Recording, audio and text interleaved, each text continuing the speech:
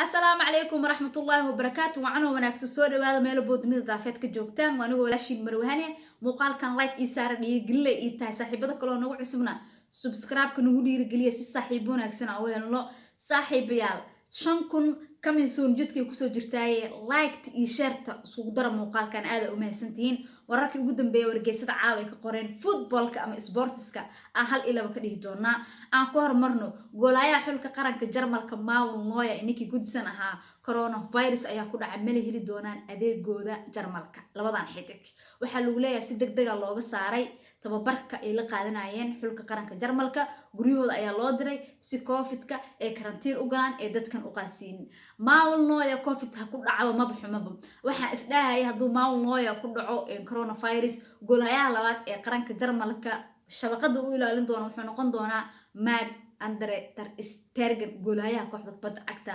Barcelona waxa lagu dhahay ma jirto waxaas wax goolahay ii noqonaysidna ma jirto waxa goolahay labaad u noqonaya koox xulka qaranka Jarmalka goolahay kaleeto oo ka dheelo isla Jarmalka Bundesliga horyaalka ninka dheelo ayaa laga dhigay ninka Mauro Neuer meesha cadaalad ku rawaa waxa isdhahay marka saaxiibayaal sida aad ogtihiinba ama dadka banooniga khibrad u leh ama mar walba daawado way dareemi karaan hada xulka Ingiriiska kaleeto waxa uu Pickford oo goolahayaha Everton Ramsdale goolahayaha oo kooxda kubadda cagta Arsenal maadaama asna isla horyaalka uu ka dheelo kaasa oo goolahayaha labaad waxa isdhahay maadaama Neuer uu ka dheelo Jarmalka Bundesliga goolahayahan kalena Bundesliga ka dheela Marc Andre ter Stegen Barcelona ku imaanayo saas darteed loo fadhiisanaya sida ciyaartooy badan ku dhacday loo razaanay Man City ka tirsanaa xulka qaranka Jarmalka markuu ka tirsanaa line up kama heli jirin markuu kooxda kubadda cagta Bayern ku biiray line up uu ka helaya saa hore u soo aragteen ninka hadda yarkan Jude Bellingham wuxuu ka tirsan yahay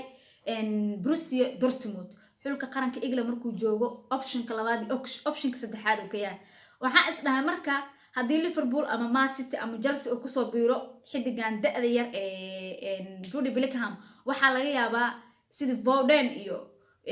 line up kamar walba ay u yihiin wuu ka ahaan karaa isdhahay hadana marka ninkan ter Stegen waxa isdhahay marka saas oo kala leeyahay asagana maadaama Barcelona ku imaanayo saas oo dooqa saddexaad uu yahay goolahayaha xulka qaranka Jarmalka goolahayaha salawo maadaama Marc Andre kii uu coronavirus ku dhacay hadana waxa maankayga ku soo dhacday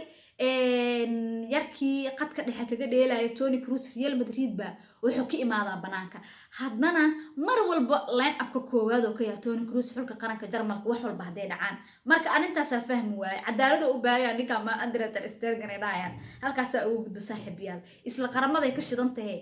haddana u gudubno xulka qaranka Argentina ayakana dhibaato haysata leeyahay labadan daafac ee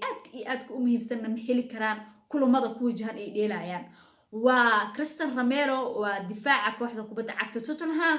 iyo ninkii Lisandro Martinez Mr. Qalagi Manchester United mehelayana loo leeyahay labadan xidig kooxda xulka qaranka Argentina waa ay u helayeen marka maxaa ku soo dhacay maskaxda maxaa ku soo dhacay hal option loo leeyahay mehelayaan waxayna tahay labadan xidig waxa ka dhacay dalku galkii ama fiiso ku galkii Argentina ay ku gal lahaayeen waxaana si lahaay ama ugu dhufan lahaa bucketka waxa ugu dhufan lahaa Ingiriiska looga dhufan lahaa wad ogtihiin England marka ayaantan tacsiya ka jirtay boqoraday aasanayeen dhammaan xafiisyadii wasaaradihii waxbarashadii wakaaladihii oo fasaxay ku maqnaayeen marka waxa leeyahay sida darteeda Romero inikii ahaa Lisandro Martinez Qalagi mehelayaan xulka qaranka Argentina waa dhibaato kale ku soo wajahan halkaas uga gudbaya difaacyo kale way haystaan oo maleena oo xaqabtiri doona ani waxa soo dhan waxa iigala daran ba saxaabay xulka qaranka Brazil intee laga galaa bismillaahir rahmaanir rahiim waxaan ku iri Neymar waxaan ku iri Ishaq Richarlison waxaan ku iri Firmino waxaan ku iri wax aanan joogin xulka qaranka Brazil wax xidig aanan joogin malahan bismillah laaciba laga dhisan yahay ku dhaay Freda joogo Fabinho joogo Dani Alves joogo wax aanan joogin oo Ilaahay awoorta malahan marka xulka qaranka Argentina aad u dhisay meel laga galaayo ama ka yaabanahay mideeda kaleeto labada gool hay ee ugu shidan horyaalka Premier League ninkii ahaa Alisson Becker iyo Anderson haystaan Brazil ayagana yaa u noqonay goolahayaha koowaad first yaa noqonay labadan goolahay sidii aan soo arkaynay ilaa yuurihii hadda soo dhamaanayay koobka oo laatinta oo Messi kusoo guuleysanaya arkaynaba waxa goolhayaha koowaad u ahaa Brazil goolhayaha kooxda kubadda cagta Liverpool Alisson Becker kulankii oo laga qaadayo koobka Argentina ku guuleysanaysa halka gool iyo ever goolka Di Maria uu dhalinayay markii laga dhalinayay waxa ku jiray shabaqada goolhayaha Manchester City Anderson Morris goolhayaha Liverpool dhaawac ka maqnaa marka optionka koowaad waxa ay goolhayaha kooxda kubadda cagta Liverpool goolhayaha kubadda cagta Liverpool wuxuu ku noqonayaa optionka koowaadna waxay ila tahay maadaama safekiisa uu aad u fiican yahay goolhayaha oo Liverpool goolhayaha Manchester City badana kubadda lugta ku dheeraa laakiin goolhayaha Liverpool waa goolhayaha kubadda safista haday dhulka noqoto haday korka noqoto aad iyo aad ugu fiican kuma sii dheeraanay waa dareemi kartiin halkaas ugu gudbaya qaramada iyo wax laga soo sheegay wargeysada caawa waxay ka qorayaan waxa ay soo qabataan kooxda kubadda cagta Chelsea nimankii Paris Saint-Germain ahaa saaxiibayaal weerar aan loo meel dayanin oo cir iyo dhul ay ku soo qaadeen aan leeyahay suuqa January markuu furmana waxay rabaan in N'Golo Kante maankooda kama bixin Paris Saint-Germain inay ka qaataan kooxda kubadda cagta Chelsea ma tahay mise diyaar ma u tahay in N'Golo Kante ay iska iibiyaan N'Golo Kante hada iska iibisaan hada burburi kale N'Golo Kante amal ila soo helay ma u maleynaa aniga hal gool dhalinay abooba kubadda dhana laga fogeeyna goormaabal isoo weeraraa waa N'Golo Kante Paris Saint-Germain marka ololahaas ay wadaha leeyahay saaxiibayaal halkaas ugu gudbayna adduunkan hadii aad joogtid ma arkino wax aadan arkeenin malaha ninkii Cristiano Ronaldo ahayna wareys u bixiyay ana soo yaabo Marwahani wuxuu taagan yahay xulkayga ilaa euro 2024 ina u dheelaa rabaa I am ready Cristiano Ronaldo ahay hadda iga shakinaysiin mo 2024 xitaa diyaar ahay ina u dheelo wallahi ninka waa ka yaabariga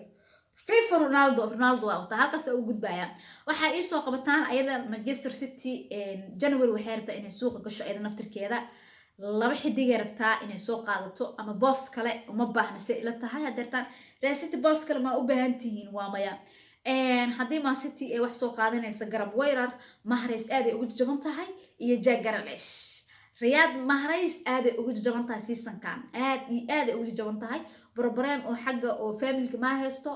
ma dhaawac hore ku soo kacay ma sheegi karo iyo hal dubo iskaga